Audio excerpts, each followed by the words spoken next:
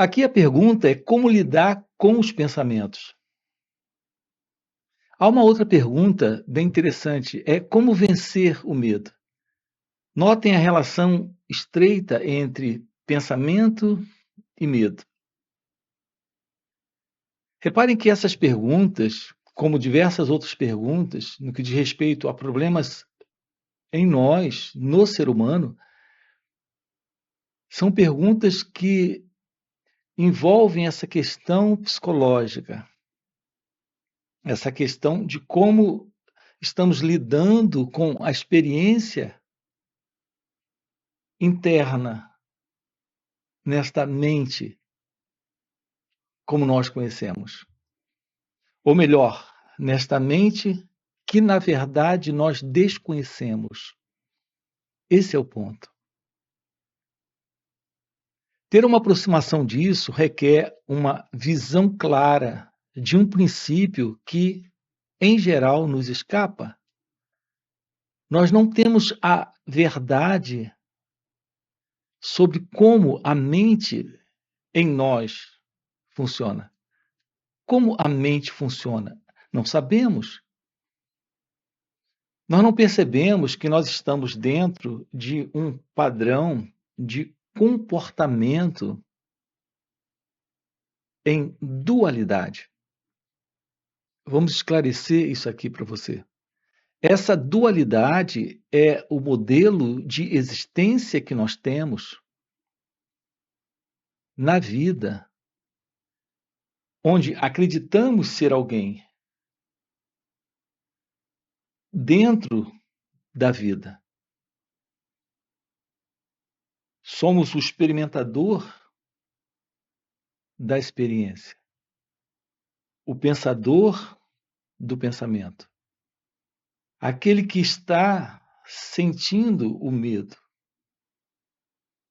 Queremos vencer o medo. Queremos descobrir como lidar com os pensamentos. Porque os pensamentos em nós são aflitivos. São pensamentos de preocupações, são pensamentos que trazem lembranças dolorosas de sofrimentos que passamos por eles no passado. Não queremos que isso volte a se repetir. Isso é o medo. Então, as diversas formas de medo que nós temos, queremos vencer. E os pensamentos, nós queremos deles, que são desagradáveis e problemáticos e conflituosos, nos livrar deles. E o que prevalece por detrás dessa ideia é a ideia de alguém para fazer algo. Esse é o princípio em nós da dualidade. Eu e o medo, eu e o pensamento, eu, o pensador, com esse pensamento, eu, o medroso, ou a pessoa no medo, e a situação que é a dor, o sofrimento do medo. Então, nessa dualidade nós estamos vivendo. Tem sido assim desde a infância. Desde que nós nos entendemos por gente, toda a nossa experiência de vida é a experiência de alguém dentro dela, dentro da existência, dentro da experiência. Então, há esse experimentador e a experiência. Essa dualidade psicológica é uma afirmação de existência separada da dada situação, daquilo que surge, daquilo que aparece. O pensamento aparece, o sentimento aparece, a emoção aparece, o medo aparece, e juntamente com isso, que é a experiência, esse eu. Então, ele é uma forma de centro em torno do qual a experiência acontece. Esse é o princípio da dualidade. Nós temos muita certeza da existência do eu, do mim, do ego. Então, para nós é muito certo a vida da pessoa, do mim, do eu, para atender essas situações. O resultado disso é que nós passamos uma vida inteira envolvida dentro desta condição, que é a condição da dualidade. A verdade daquilo que somos é a não dualidade. A não dualidade é a natureza do ser em nós. O seu ser é a verdade divina. A pessoa que você demonstra ser, que você parece ser, a pessoa que você é, nessa experiência que nesse instante está se mostrando assim, é uma ilusão.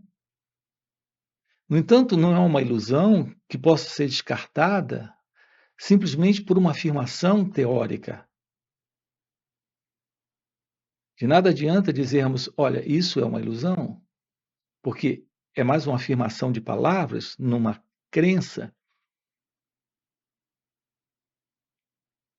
Temos que tomar ciência da verdade desta ilusão. Então, não será só uma ilusão, como um conceito, como uma palavra sendo dita, será a verdade da revelação de que não existe essa dualidade. O problema conosco é que isso vem nos acompanhando desde que o ser humano está no planeta. O problema é que isso nos acompanha há milênios. A condição do ser humano é a condição de condicionamento psicológico. Esse condicionamento psicológico é esse modelo de dualidade. Então, desconhecemos a não dualidade. A expressão não dualidade é aquela visão dos sábios na antiga Índia. A expressão é Advaita, que significa a não dualidade. Advaita é a não dualidade, a não separação. Esse é algo direto da Vedanta. Ter uma aproximação da verdade daquilo que é você, agora, aqui. É descobrir a não dualidade. O nosso modo de olhar é um modo de olhar onde estamos vendo as coisas. Eu tenho colocado aqui a clara diferença entre ver e olhar. Parece que é a mesma coisa. Colocando aqui, vamos colocar para você a clareza disso. Para uma flor, você apenas olha. Para um pássaro cantando, e você apenas escuta. Você olha e escuta. Diante de uma pessoa, você não olha somente, você, ao olhar, você está vendo ela. Esse ver ela significa que você tem sobre ela um conceito, uma ideia, um quadro, um pensamento a respeito de quem ela é. Então você está vendo a pessoa.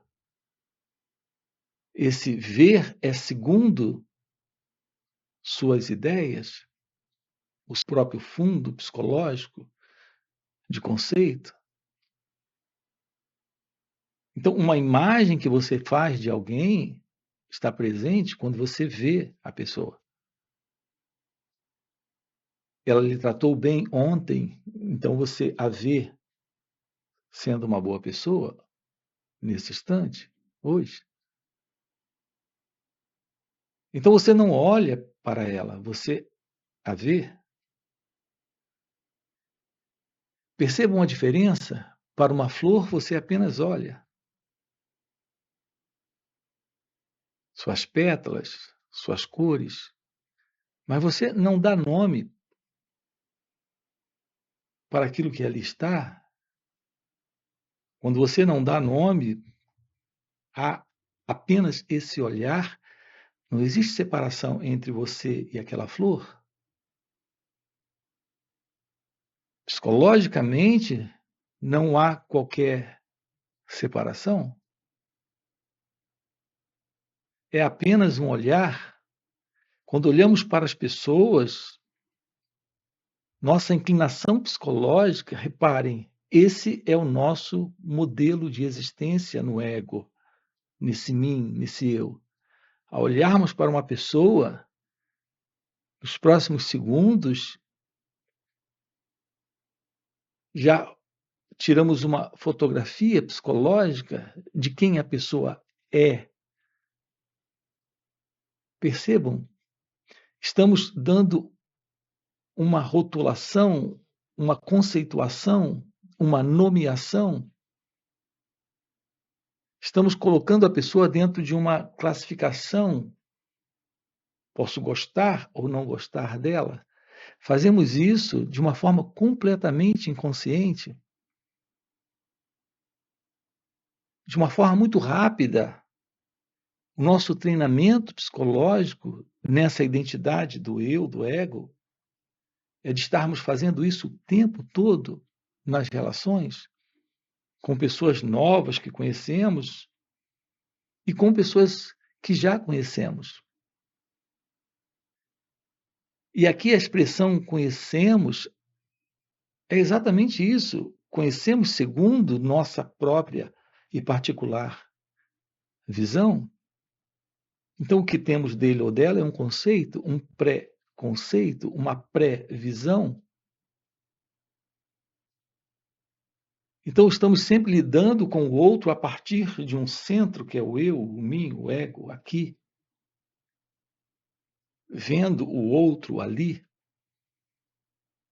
não há esse olhar, não aprendemos a arte de ser pura consciência. Esta real consciência, esta pura consciência, é a natureza deste ser presente, aqui. Não é a natureza desse eu, desse ego, desse mim, aqui. Esse mim, esse ego, esse eu está sempre vendo as coisas. Este ser, esta consciência, é aquilo que está em um contato direto, fora da mente e, portanto, fora do ego, fora do eu, fora dos conceitos, preconceitos, imaginações, julgamentos, comparações. Nesse contato de ser com o outro, com a vida,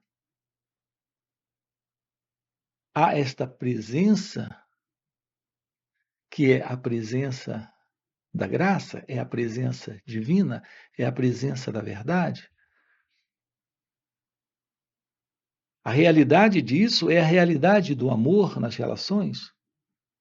Nós desconhecemos isso, porque todo o nosso contato com ele ou com ela é um contato através dessa cortina de crenças, de conceitos, de avaliações, de preconceitos.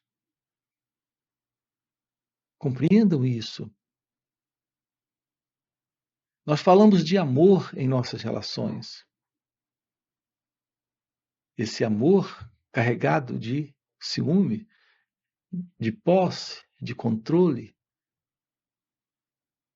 de domínio, de medo.